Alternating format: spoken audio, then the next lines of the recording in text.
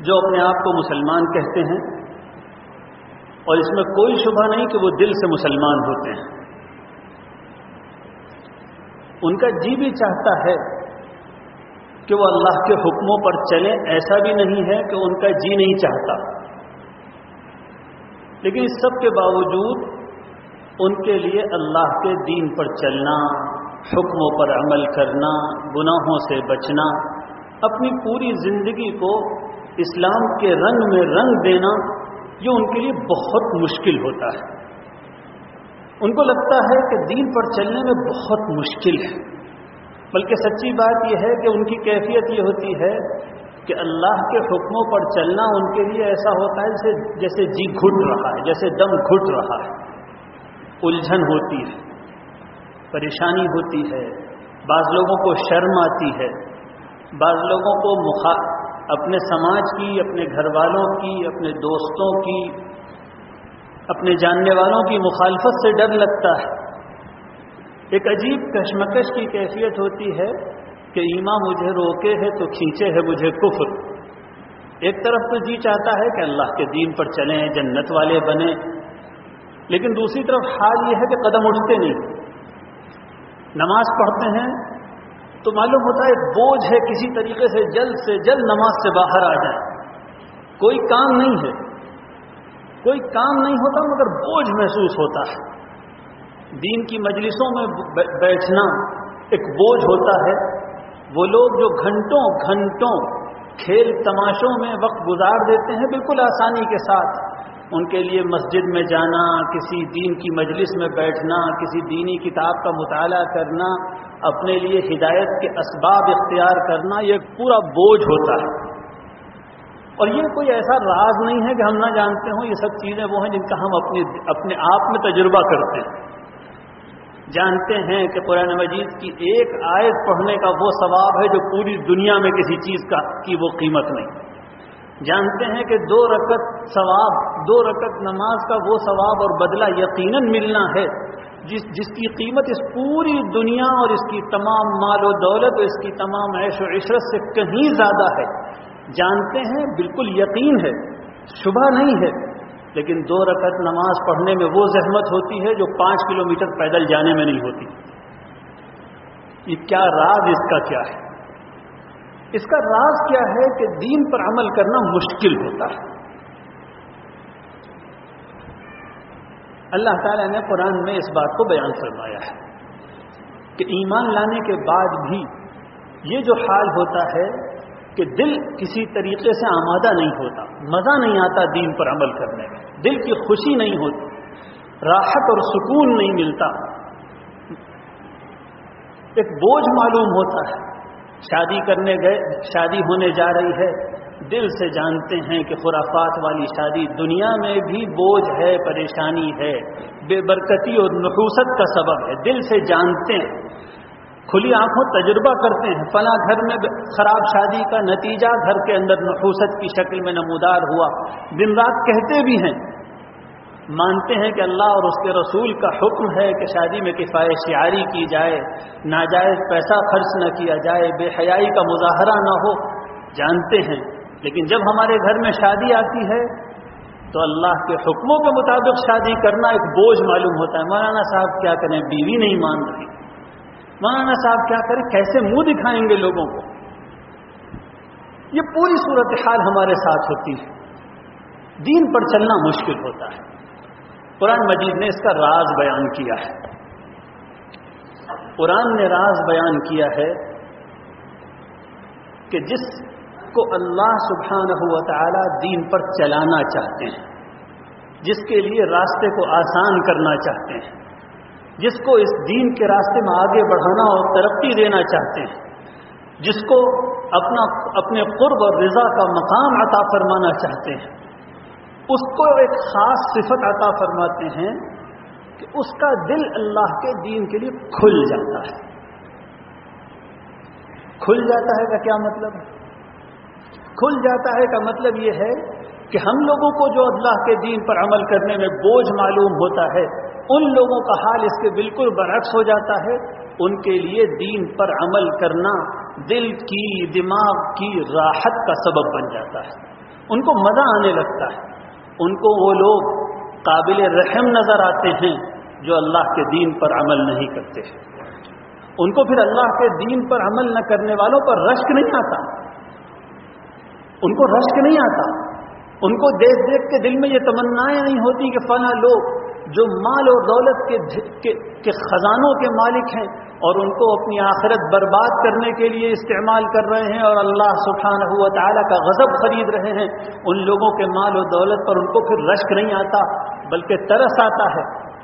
میں نے اللہ کے وہ بندے دیکھے ہیں جو جب نافرمانوں کو دنیا کی عیش و عشرت کے عالم میں دیکھتے ہیں، ان کا ڈنکا بجتے ہوئے دیکھتے ہیں، ان کا بول بالا ہوتے ہوئے دیکھتے ہیں، ان کے پاس دولت کی ریل پیل دیکھتے ہیں، اور ساتھ ساتھ یہ دیکھتے ہیں کہ وہ اللہ کو ناراض کرنے میں ان سب نعمتوں کو استعمال کر رہے ہیں. تو چونکہ ان کے دل جانتے ہیں کہ یہ نعمتیں ان کے لیے نعمت نہیں ہیں، اللہ کے عذاب کا ذریعہ ہیں، اس لیے بے ساختہ ان کی زبان سے میں نے خود نکلتے ہوئے بار بار سنا، الحمدللہ الذی عافانا مما ابتلاک بہ وفضلنا علی کثیر ممن خلق تفضیلا. اس اللہ کا بڑا احسان ہے کہ یہ جو مال اور دولت تجھ کو اللہ نے دیا ہے اور تیرے لیے یہ عذاب ہے، اللہ نے الحمدللہ مجھے نہیں دیا. اے اللہ آپ کا بڑا شکر اور احسان. جب آنکھیں کھلتی ہیں اور دل میں شرح صدر کی چیز ہوتی ہے تو آدمی اس عالم میں زندگی گزارتا ہے. پھر کیا حال ہوتا ہے؟ پھر دین کے ایک ایک عمل میں مزہ آتا ہے، پھر نماز میں مزہ آتا ہے. جب نماز پڑھتا ہے تو دل کو نماز سے فارغ ہونے کے بعد دل میں ایک سرور پاتا ہے، الحمدللہ اللہ کا بڑا احسان ہے، نماز کی توفیق ملی، نفل نماز کی توفیق ملی، الحمدللہ اللہ کا بڑا احسان ہے. زیادہ تو نہیں، ایک پارہ روز تلاوت کر لیتا ہوں، دل میں خوش ہوتا ہے، اللہ کا احسان سمجھتا ہے اور اس بات کو دل سے مانتا ہے کہ اللہ سبحانہ و تعالیٰ جس دن چاہیں گے اس کو چھین لیں گے.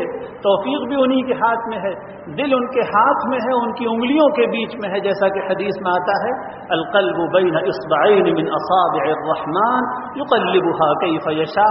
میں فخر تو نہیں کرتا لیکن اللہ کی اس توفیق پر شکر ضرور ادا کرتا ہوں کہ الحمدللہ اللہ نے بہت سے اچھا بنایا ہے. پھر جب مال وہ غلط جگہ نہیں خرچ کرتے، وہ سادہ زندگی گزارتے ہیں، وہ بہت مہنگا گھر نہیں بناتے، وہ شادی میں اللے تللے نہیں خرچ کرتے، تو ان کا دل خوش ہوتا ہے، اللہ نے بڑی توفیق دی، میرے پاس بہت پیسہ تھا مگر میں نے فضول خرچی نہیں کی. ایک عجیب شرح صدر، دل کا کھل جانا، دین میں مزہ آنے لگنا، دین کی طرف طبیعت کا راغب ہونا، یہ ان کا حال بن جاتا ہے. اور جس کو اللہ سبحانہ و تعالی ہدایت نہیں دینا چاہتے، اللہ نے راز بھی بیان کر دیا. اس زمانے کی بڑی گمراہیوں میں سے ایک گمراہی یہ ہے کہ لوگ جاننے کو کافی سمجھ لیتے ہیں. اکثر و بیشتر لوگوں کی زبان سے یہ ناواقفیت کا جملہ سننے کو ملتا ہے کہ ہم بیان اس لیے سنتے ہیں کہ ہمارے علم میں اضافہ ہوتا ہے. اس طرح کی باتیں سننے ملتی ہیں. لوگ ذکر کرتے ہیں مولانا صاحب بیان میں آتے ہیں، فائدہ ہی ہوتا ہے، کچھ نئی باتیں معلوم ہوتی ہیں. کیسے فوراً ٹوک دیں کہ بھائی نئی باتیں معلوم کرنے کے لیے آنے کی کیا ضرورت ہے، علم تو کافی نہیں ہے. ہم میں سے کون ہے جو یہ نہیں جانتا کہ دھوکہ دینا بہت سخت گناہ ہے، مگر بہت تھوڑے ہیں وہ لوگ جب موقع پڑتا ہے تو دھوکے سے بچ جائیں. ہم میں سے کون ہے جو یہ نہیں جانتا کہ غیبت سخت گناہ ہے، مگر جس سے ناراض ہو جاتے ہیں غیبت کو اپنی زبان سے روک نہیں پاتے. دل سے ناراضگی غیبت کی شکل میں زبان پر آ ہی جاتی ہے. ہم سب جانتے ہیں میرے بھائی علم کافی نہیں ہے. علم کے بعد یہ درجہ ہے جو قرآن بیان کر رہا ہے، شرح صدر، دل کا کھل جانا، اور یہ اللہ کی طرف سے عطا ہوتا ہے، یہ اللہ کی طرف سے ملتا ہے. قرآن کہتا ہے کہ بعض اللہ کے کم نصیب بندے وہ ہوتے ہیں جو جانتے تو سب کچھ ہے لیکن اللہ تعالیٰ دل کو نہیں کھولتا. ان کا حال یہ ہوتا ہے کہ دین پر عمل کرنے میں ان کا دم گھٹتا ہے. جیسے قرآن نے وہ لفظ بولا ہے جس کو صحیح طور پر وہی آدمی سمجھ سکے گا جس نے استھما کا یا دمے کا کوئی مریض دیکھا ہو. دمے کا مریض کا حال یہ ہوتا ہے کہ کسی طریقے سے سانس پوری نہیں آتی، وہ سانس لیتا ہے اور یہ کہتا ہے ایسا معلوم ہوتا ہے سانس پوری اندر نہیں جا رہی، یہاں سے واپس آ رہی ہے، جلدی جلدی سانس لے رہا ہے، عجیب کیفیت، اللہ محفوظ رکھے، بہت تکلیف کا مرض ہے۔ قرآن میں اللہ تعالیٰ فرماتا ہے کہ جس شخص کو شرح صدر کی دولت ہم نہیں دیتے، اس کا حال یہ ہوتا ہے کہ دین پر عمل کرنے میں اس کا دم گھٹتا ہے۔ ذرا ہم لوگ اپنے حال پہ غور کریں، ہم لوگوں کا حال یہی ہے۔ ہم لوگوں کو اللہ کے نیک بندوں کی مجلس میں جہاں آخرت کا تذکرہ ہو وہاں دم گھٹتا ہے، اور فاسقوں اور فاجروں کی مجلسوں میں جہاں گناہوں کا تذکرہ ہو وہاں ہمارا دل کھلتا ہے، وہاں مزہ آتا ہے۔ جن لوگوں کے لیے 3 گھنٹے فلم دیکھنا ایک لذت و طرب کا باعث ہے، ان لوگوں کے لیے 10 منٹ اور 20 منٹ کسی دین کی مجلس میں بیٹھنا اور کتاب سننا ایک بوجھ ہے،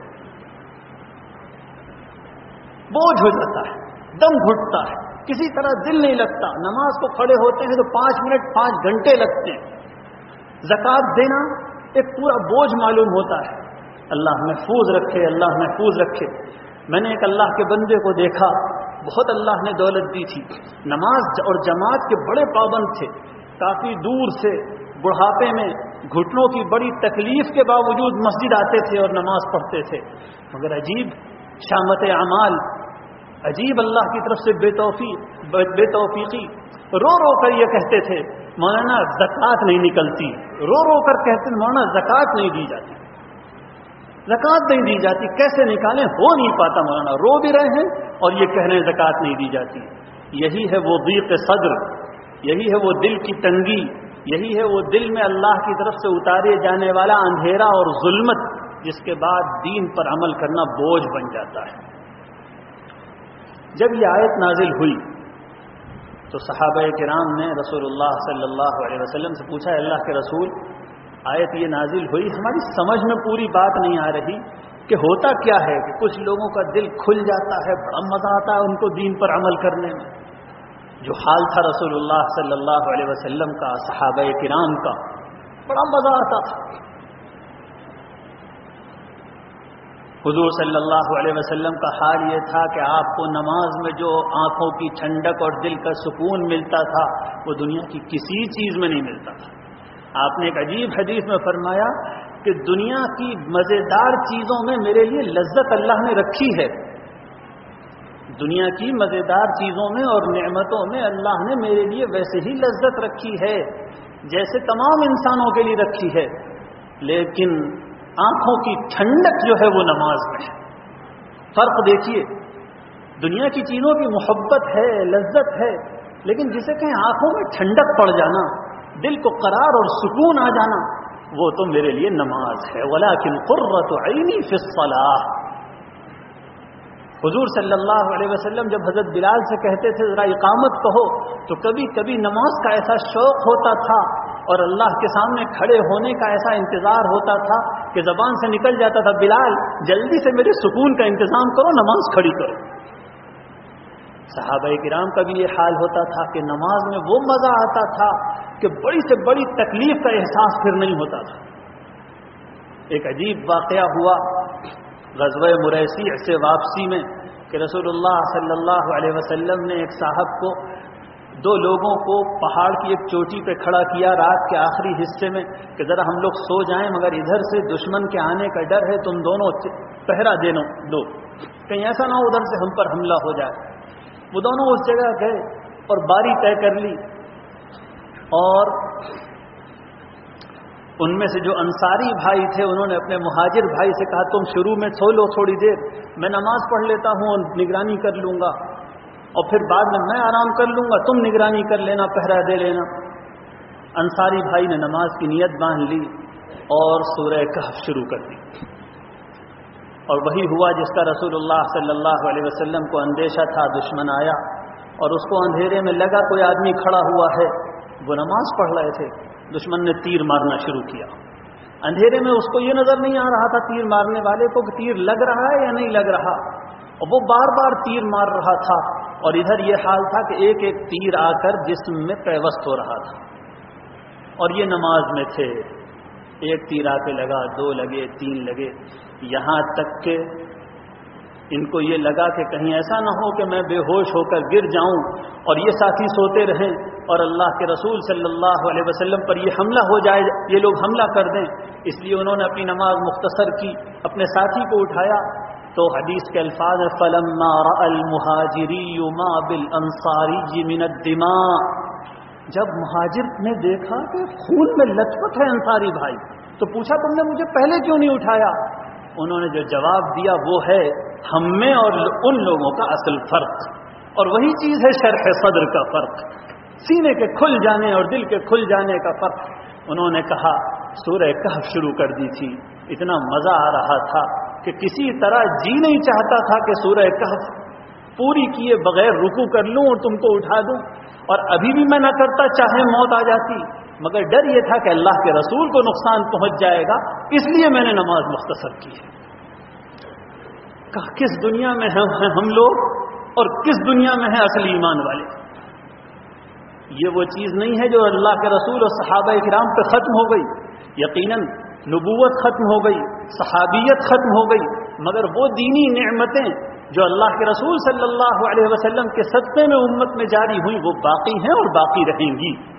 یہ چیز مل سکتی ہے، یہ چیز مل سکتی ہے کہ ہر حرام چیز سے نفرت ہو جائے، ہر گناہ سے نفرت ہو جائے، کسی طریقے سے کوئی کرنا بھی چاہے تو گناہ پر طبیعت آمادہ نہ ہو.